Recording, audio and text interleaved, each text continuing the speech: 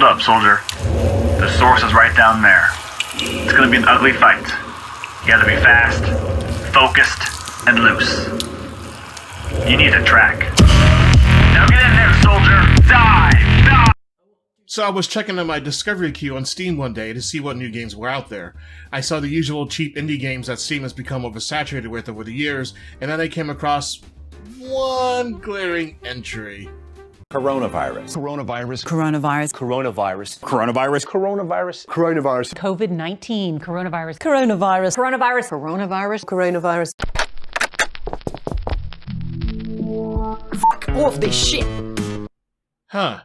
I guess nothing is sacred, is it?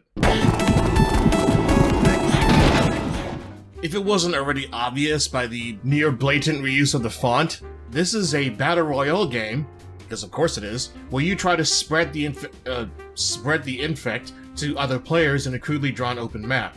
The flashy effects when you run into people makes the battlefield look like a psychedelic acid trip, or kind of like one of those vaporwave animations. You get to choose from a wide range of characters, some of which seem to exist for, reasons. Walking around seems to be the limit of what you can do in this game, like something that you would find in a mobile game. Not exactly the best gaming experience that I would be willing to sink any money into. Until just a few days ago, I wasn't even aware that people were making games based off this. Though I'd be lying if I was saying I was surprised. I decided to find out what other Corona-based games there actually were out there, and if any of them were actually any good. Why was I looking for these kind of games, you ask? Hey, Steam threw it at me in my discovery queue, go yell at them. Also, I have a morbid curiosity, and besides, you clicked on this video, so do you. Don't lie. So I found another one called Coronavirus Evolution, which is a 2D mouse aiming shooter and platformer. It looked like nothing more than a simple deathmatch, and seemed to have very little, if any, relevance to COVID-19, other than as the winner you supposedly get an antidote to cure as many people as possible, but I don't even know if that's part of the gameplay or just some superficial story bit to give an excuse to kill others. Not gonna lie, kinda boring. Next. Let Me Leave Corona Zone, a really short horror game. Okay, interesting atmosphere, but judging by the reviews, it doesn't look like anything interesting really happens. Moving on. Putin kills Corona. Oh, okay, now we're just entering meme territory. This looks like a Wolfenstein clone with even worse graphics, and seems to exist purely for the Putin Corona memes. I think the trailer alone is pretty much self-explanatory. Yeah, no, not worth my time. I knew there had to be at least one decent game out there that didn't just have the virus as some kind of distant backdrop to set the story. So far, Battlegrounds more or less fit that bill, but again, the whole thing just seemed too silly and too simple to dissect. Wait, it's an FPS? There's a story? Well then it just might have a chance. You know what? We're going with this one. Call of Corona is a really short, satirical, first-person shooter where you go inside a man's body to get rid of his COVID-19 infection. The game starts with an FMV sequence with a woman and a man in a suit in that classic "I'm too cool to fully look at the camera" stance, a running gag that's kept throughout the entire game. The two converse about losing nearly an entire squadron of soldiers in their operation to save a Mr. Hanks from death. Down to one pill left, they decide that the best solution is to use that one too and hope for the best. After having Mr. Hanks swallow the last pill, the game starts with the player waking up inside him in a blurry haze. Let those last two words set the tone for the rest of this review. After orienting yourself, and I use that term lightly, you're then told that you have approximately 20 minutes to kill the source of the infection and get out. You're given a blaster, which can destroy the viruses that you encounter, as well as a jetpack, which gives you a few extra jumps. You're also given the worst fucking flashlight, and by extension, the bane of my gaming career's existence, that I've ever had the displeasure to use in a video game. Really, the visibility in this game is just awful! The cone of the flashlight seems to be almost limited to just the width of my gun. It also doesn't help that the walls in my peripheral vision were always glowing blue or something, as if the game couldn't keep up with rendering whatever the camera was looking at. It's so bad that I had a hard time figuring out what was a wall or something I could shoot, climb, jump on top of, or whatever. Add to the fact that I think the game has forced motion blur on too, which you can't turn off. There are graphic settings, so I guess that probably would have turned off the blur at the cost of making everything else look like more of a blur than it already does. So no, I wasn't gonna do that. Combat is, well, it's easy enough, but only if you manage to see the viruses first. Half the time I found that the viruses end up creeping up right behind me instead, because I can't even see them when I walk right by them. You would think that such a short game wouldn't have so many issues, but I guess I was wrong. Other than having Magoo vision throughout the whole thing, the first problem happened nearly only a few minutes after starting the game, when I reached a dead end and didn't know which way to go. Up was the obvious answer, but I didn't know where else to go from there. The game's music is also so loud that it made very important dialogue almost inaudible. If you see any organism that looks like this, destroy it on sight. So loud that I had to restart the game already just to find out what was said. And no, there aren't any volume sliders either.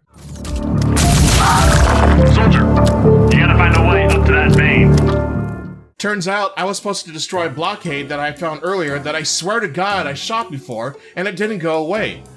But it did this time! The next annoyance was an irritating platform segment that involved jumping on really fast-moving blood cells, and just to add insult to injury, one way was blocked until I destroyed another mast of something in the other tunnel. Guess which one I entered first? The third and nearly final segment of the game was a goddamn maze, and it's here where the lack of visibility really starts to rear its ugly head.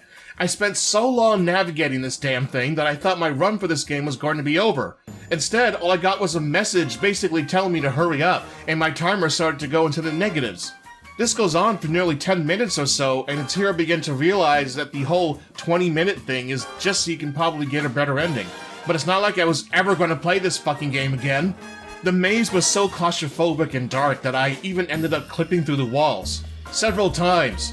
You would think this would make it easier to find my way to the end of the maze, but no, not really. The outside was just as convoluted as it was on the inside.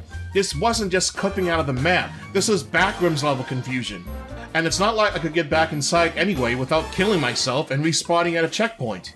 Do I go this way? Do I go that way? Isn't that the way I already came from? Am I supposed to go up or down?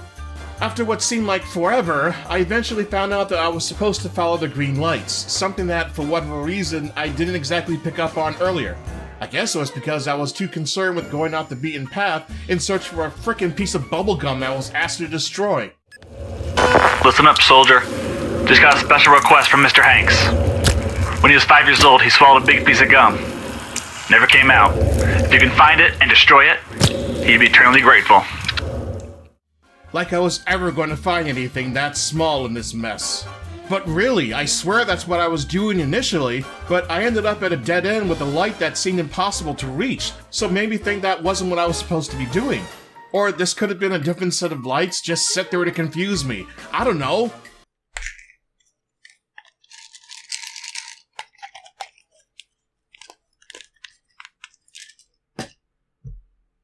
Ugh. Calm down. Calm down.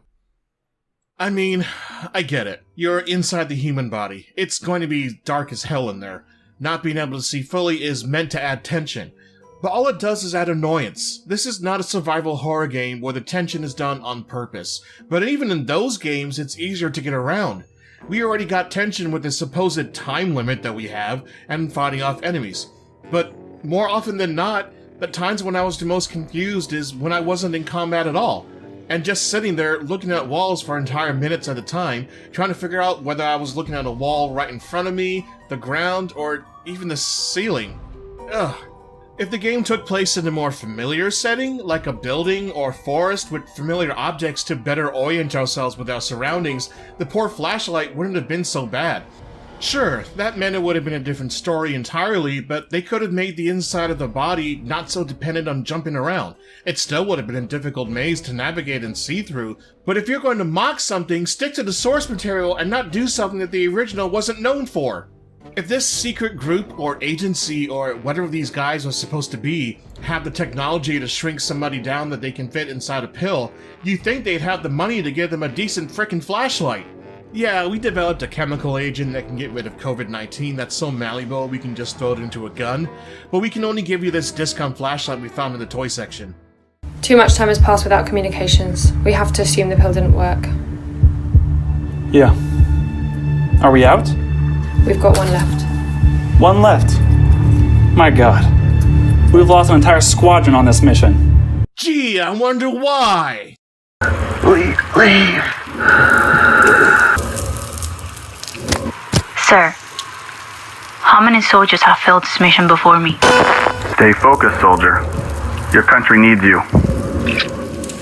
I can excuse the technical glitches, but to impair the player's vision so much that the player doesn't know what they're looking at half the time makes for a more frustrating experience than a fun one. Even in Perception, a game where you play as a woman who is completely blind pulled off the experience of impaired vision a lot better than this, even if it's only symbolic.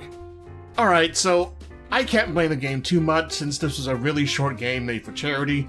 And the story, as silly as it sounds, makes sense. After all, it's a lighthearted spoof meant to lift up the spirits of people through an ongoing issue that's affecting the entire world right now.